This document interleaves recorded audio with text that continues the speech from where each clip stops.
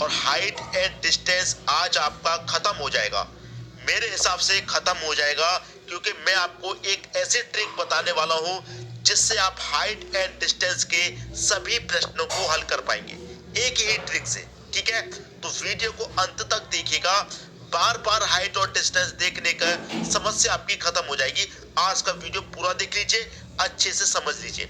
सबसे पहले मैं आपको एक कॉन्सेप्ट बताऊंगा अभी के अभी। ठीक है, एक कॉन्सेप्ट बताऊंगा और इसी कॉन्सेप्ट पर आधारित सभी प्रश्न आएंगे और इसको आप नोट कर लीजिएगा। ठीक है, इस कॉन्सेप्ट को आप नोट कर लीजिए। देखिए, कोई भी एक लंबवत एक ऊर्ध्वाधर जो लाइन होगी इस तरीके से, उसे आप हमेशा √3 मानेंगे।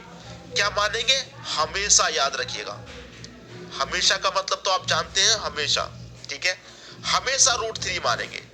अब यहां से देखिए, जो आपका फिगर बनता है, इस ऊर्ध्वाधर लाइन को आप हमेशा √3 मानेंगे।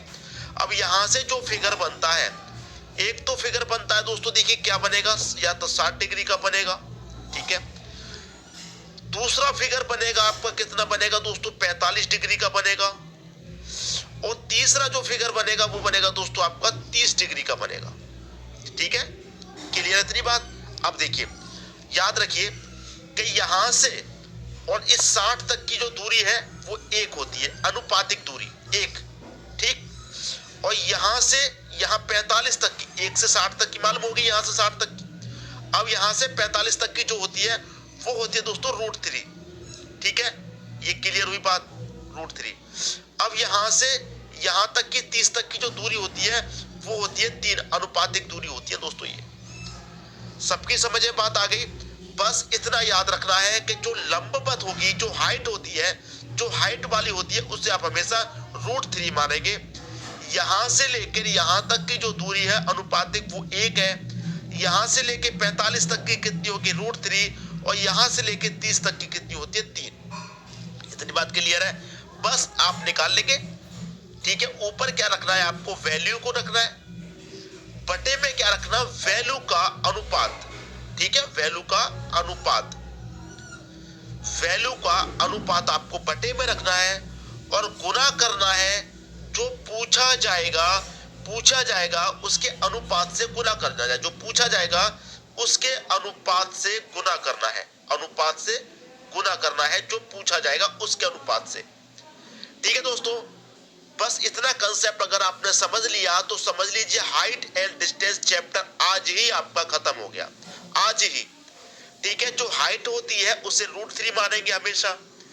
यहां से लेके 60 तक की दूरी को अनुपातिक h1 मानेंगे, 1 60 तक की को, और 45 तक को √3 और 30 तक को 3 मानेंगे।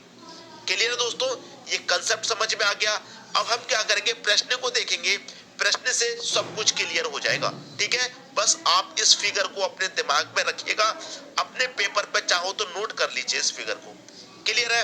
अब देखेंगे प्रश्न। प्रश्न है आपका, एक टावर के शीर्ष से भूमि पर स्थित एक बिंदु ए का उन्नयन कोण 30 डिग्री है।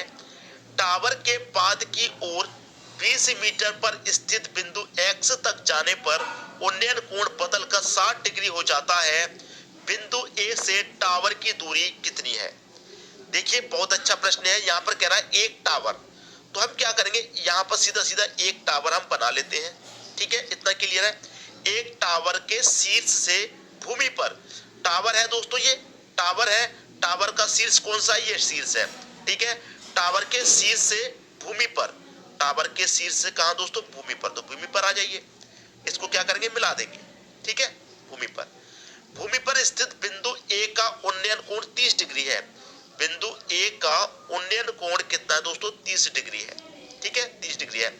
टावर के पाद की ओर, देखिए ये तो आपका शीर्ष होता है, ये बात आप अच्छे से जानते हैं, लेकिन यहाँ पर एक शब्द कहा गया है टावर के पाद की ओर, तो जो भूमि का स्थान होता है इसको पाद कहते हैं।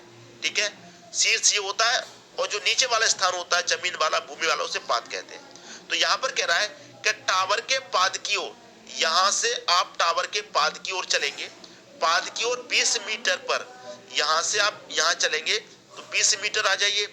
20 मीटर पर बिंदु एक्स है, बिंदु x तक जाने पर उन्नयन कोण बदलकर 60 डिग्री हो जाता है। उन्नयन कोण जो है वो बदलकर कितना हो जाता है दोस्तों, 60 डिग्री होता है बिंदु x पर। कितना चलने पर, 20 मीटर। दोस्तों ये 30 गलती से लग गया, 20 मीटर। अब देखिए प्रश्न को हल करने के लिए कोई ना कोई एक वैल्यू तो आपको दी जाती है। ये कोण कितने का बन जाता है यहाँ पर बदलकर, 60 डिग्री का। देखिए आप अच्छे से जानते हैं कि प्रश्न को सॉल्व करने के लिए कोई ना कोई एक वैल्यू तो दी ही जाती है, ठीक है। कोई ना कोई एक वैल्यू आपको दी जाएगी। तो बदलकर हमारा कोण कितना हो जाता है, 60 डिग्री हो जाता है। तो बिंदु ए से टावर की दूरी कितनी है, यहां से, और टावर कहां पर है, यहां पर, इस दूरी को पूछ रहा है, ठीक है। अब अच्छे से याद कर लीजिए, मैंने आपको क्या बताया कि यहां से लेके 60 तक की दूरी कितनी होती है, 1 होती है। बताया कि नहीं बताया, अभी अभी, ठीक है। और यहां से लेके 30 तक की दूरी दोस्तों कितनी होती है, 3 होती है, अभी अभी बताया था। और 45 तक की कितनी होती है, √3 होती है, मैंने बताया था, ठीक है। क्लियर है। अब बस रख दीजिए जो वैल्यू है 20 मीटर, मैंने क्या बताया था, फॉर्मूला बताया था, जो वैल्यू है उसे ऊपर रख दीजिए।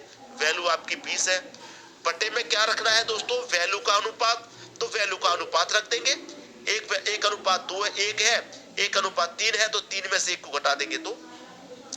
और मैंने बताया था गुना कितने से करना है, जो पूछा जाए उसके अनुपात से आपको गुना करना है। जो पूछा जाएगा उसके अनुपात से आपको क्या करना है, गुना करना है, ये मैंने आपको बताया था। तो पूछा क्या जा रहा है, पूछा जा रहा है कि ए से टावर की दूरी कितनी है, इस ए से इस टावर की दूरी कितनी है, तो कितनी है दोस्तों, 3 है कि नहीं है। तो 3 से आप क्या करेंगे, यहाँ गुना कर देंगे। तो दूसरे से कटाएंगे 10 बार में, 10 का मल्टीप्लाई 3 से करेंगे, 30 मीटर आपके प्रश्न का आंसर आ गया, ठीक है, 30 मीटर का। देखिए दोस्तों, हो सकता है कि मैं थोड़ा स्लो पढ़ा रहा हूं, लेकिन आज आपको थोड़ा सा समय लग जाएगा सीखने में, लेकिन फिर से दोबारा कोई हाइट और डिस्टेंस का वीडियो नहीं देखना पड़ेगा। ये बात आप अच्छे से अपने दिमाग में बैठा लीजिए और अच्छे से सीख लीजिए।